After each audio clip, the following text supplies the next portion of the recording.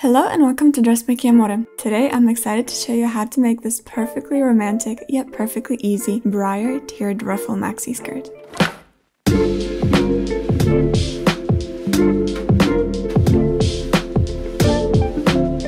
It has all the pretty little design details that make it such a lovely piece to wear. Classic A-line silhouette flares a little more with each tier of the ruffle. It's held by a comfy elastic waistband that allows for both a low waist or a high waist fit, and of course it has pockets. I'll be using my Briar skirt PDF sewing pattern, so to follow along you can get yours at the link below in the description. Here are the materials you'll need.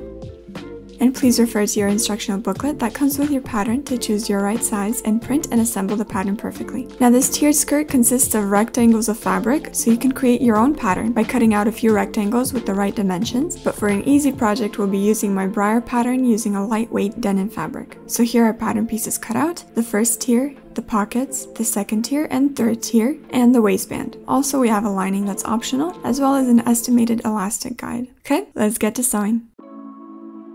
First thing to do is to interface the first tier on the wrong side of the opening of the pocket front with two strips of interfacing that are 2 to 2.5 centimeters or about an inch wide and 18 centimeters or 7 inches long on both sides. Make sure the interfacing goes farther than the pocket marks by about 1 inch at both ends.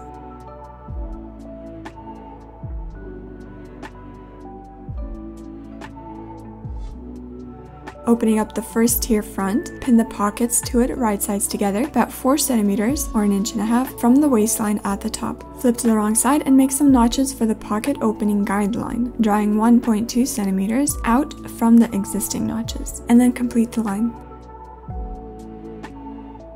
Now sew following your drawn guideline with backstitching, and cut the seam allowances, leaving 2 to 3 millimeters, and clip the corners, stopping just a few millimeters from the seam. Then turn the pocket up to the right side with the seam allowance facing the right and understitch the seam allowances 1 to 2 millimeters from the edge. Don't go all the way into the corner, leave some space so we can flip out the corners neatly, and then top stitch the pocket opening.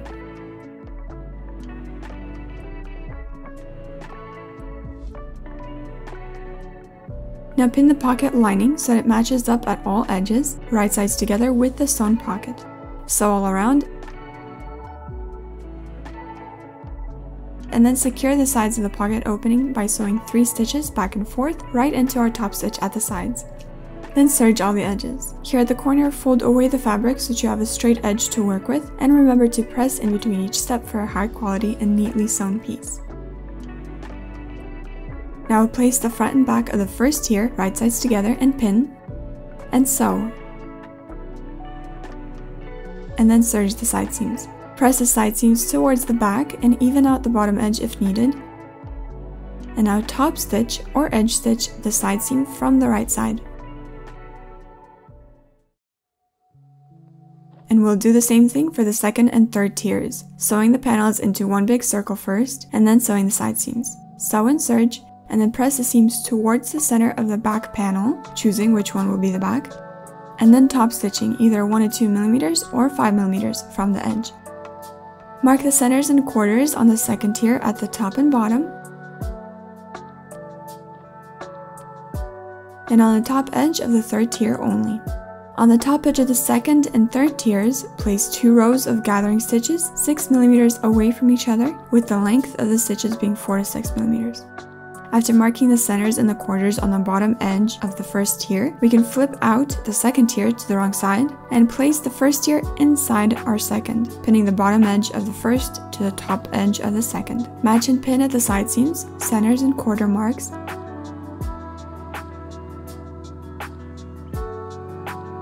and then pull the threads to gather the fabric in between.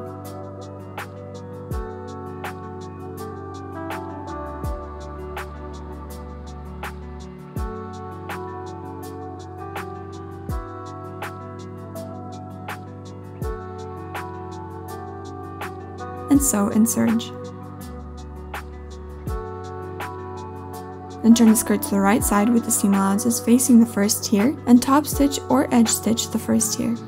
Take out the gathering stitches and repeat all of this for the third tier of our skirt.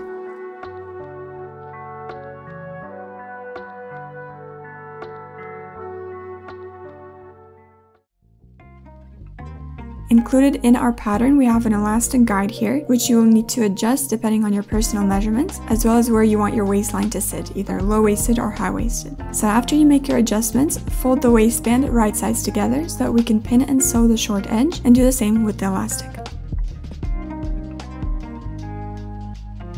Sew the elastic securely like this, and then press the seam allowances open. Fold the waistband lengthwise, wrong sides together, and press again. Then we can mark the quarters on both the waistband and the elastic. And when you put the elastic on top of the waistband, you want to make sure there's space on top and on the bottom so that it accounts for the thickness of the elastic. Mark the seam allowances at the raw edge of the waistband all around. My elastic is 1.5 inches, so adding a few millimeters above, I'll mark all around. Now decide how many rows of stitches you want to have on the elastic waistband, and because I'll be making 2 rows of stitches, they'll be 1.5 centimeters apart. Mark the guidelines all around. Then place the elastic up all the way into the fold of the waistband and pin matching the quarter marks. Now change your machine foot to a one-sided zipper foot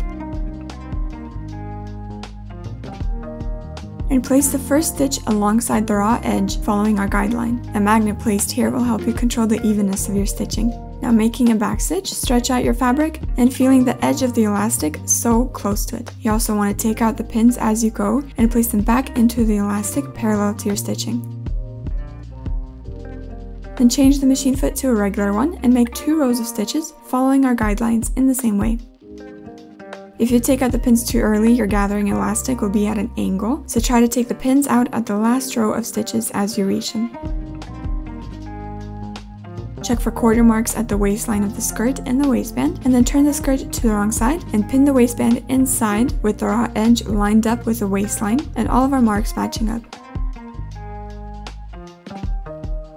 If sewn correctly, then the length of the skirt waistline is equal to the length of the waistband. And with the waistband pinned all around, sew right into our already made seam. Change the machine foot to a one-sided zipper foot and sew the waistline seam. Here's what it looks like. If you're satisfied with how it is, you can go and finish the seam with a serger, but because I want to do a little extra something, I'll add a lining. First, sew and serge the side seams of the lining, and then serge the hemline. Press all your seams. And with the skirt and lining flipped to the wrong side, place the waistband of the skirt inside the lining, matching the side seams, centers, and quarter marks, just like this.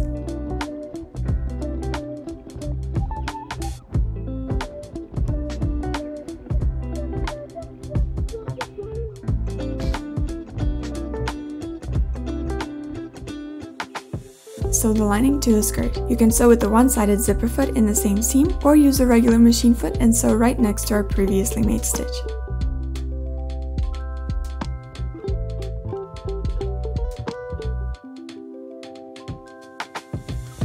Here's the sewn lining. Now press carefully.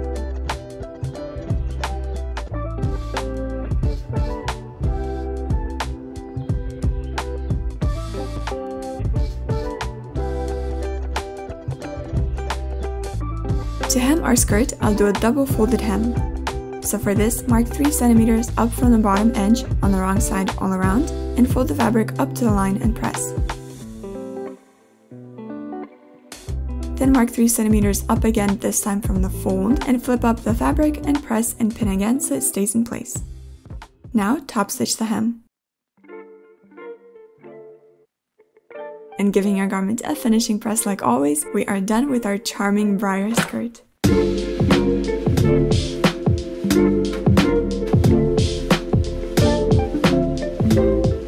Thank you so much for watching. I hope this inspires you to sew this beautiful piece yourself. I know you'll love it. You can get the PDF downloadable sewing pattern that I used below at the link in the description of this video, and happy sewing!